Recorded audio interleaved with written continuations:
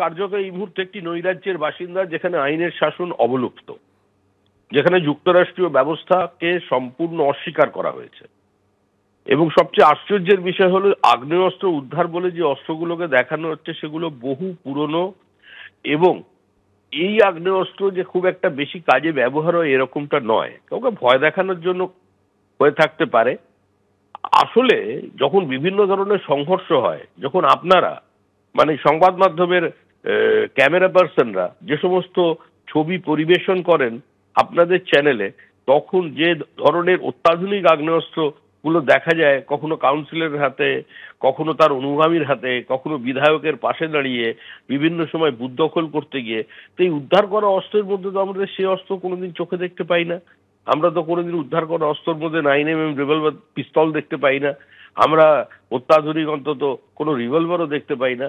এই পুরনো মুঙ্গেরের কিংবা হাওড়ার বেলিলিয়াস রোডের পুরনো বা ইশরার ওদিকের শিয়ালদার ওই ভাঙা ওয়ান শটার, এইগুলোকে উদ্ধার করে পুলিশ কি প্রতিষ্ঠা করতে চাইছে? অস্ত্র তো আছে, বারুদের স্তূপের ওপর আমরা বসে আছি। বিভিন্ন সময় যে ধরনের আগ্নেয়াস্ত্র নিয়ে আজকে দাপাদাপি করা হয় এলাকায়, যার কিছুটা মানে খুব সামান্য অংশ সংবাদ মাধ্যমে আসে, সেই আগ্নেয়াস্ত্র তো কোনোদিন উদ্ধার হচ্ছে না। আগ্নেয়াস্ত্র কারখানা তো আছে, তৈরি তো হচ্ছে পশ্চিমবঙ্গে, কটা কারখানাকে এখনো পর্যন্ত উদ্ধার করতে পেরেছে?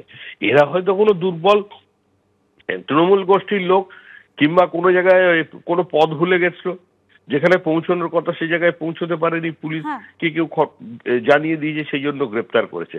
এই দু একটাকে অস্ত্র উদ্ধার করে সেগুলোকে দেখিয়ে, এই পুরনো আমলের সেই ওয়ান শটারকে দেখিয়ে অস্ত্র উদ্ধার বলার যে নাটক তৈরি করতে চাই যে বর্তমানে সরকার বা পুলিশ, এর কোনো ভিত্তি বা এর কোনো প্রতিষ্ঠা জনমনে নেই। ধন্যবাদ শ্রমিক দা। পুলিশের প্রাক্তন কর্তা সলিল ভট্টাচার্য এই মুহূর্তে রয়েছেন আমাদের সঙ্গে টেলিফোন লাইনে। সলিল দা, বারবার করে কলকাতার বিভিন্ন জায়গা থেকে, বৈঠকখানা রোড, শিয়ালদা স্টেশন থেকে, আর এবার আনন্দপুর, সেখানে 10টি আগ্নেয়াস্ত্র উদ্ধার হলো। যেভাবে কলকাতার বিভিন্ন জায়গায় এইভাবে আগ্নেয়াস্ত্র উদ্ধার হচ্ছে, তাহলে কি বেআইনি অস্ত্র কারবারে হটস্পট ক্রমশ হয়ে উঠছে কলকাতা? রোখা যাচ্ছে না কেন? না, হটস্পট মানে এটা তো এখন স্মাগলিং হচ্ছে, আর্মস স্মাগলিং হচ্ছে, আর্মস তোমার ইম্পোর্ট হচ্ছে, আর্মস এক্সপোর্ট হচ্ছে। সুতরাং তোমার কিন্তু মানে নৈরাজ্যের যে অবস্থাটা দুষ্কৃতিময় হয়ে আছে, সারা শহর বলো, সারা পশ্চিমবাংলা বলো, সেটা কিন্তু অবিরাম চলছে আর কি, অবিরাম চলছে। আর কখনো কখনো দেখবে উদ্ধার করার ঘটনা ঘটে, তার কতটা যথার্থতা আছে, কতটা সত্যতা আছে, এ সম্পর্কে মানুষের মনে সন্দেহ আছে প্রত্যেক। নাহলে কিন্তু দেখো, এই যে তোমার আর্মস রিকভারি হলো, তুমি জানো শিয়ালদাতে 2 থেকে 3 বার আর্মস রিকভারি হলো।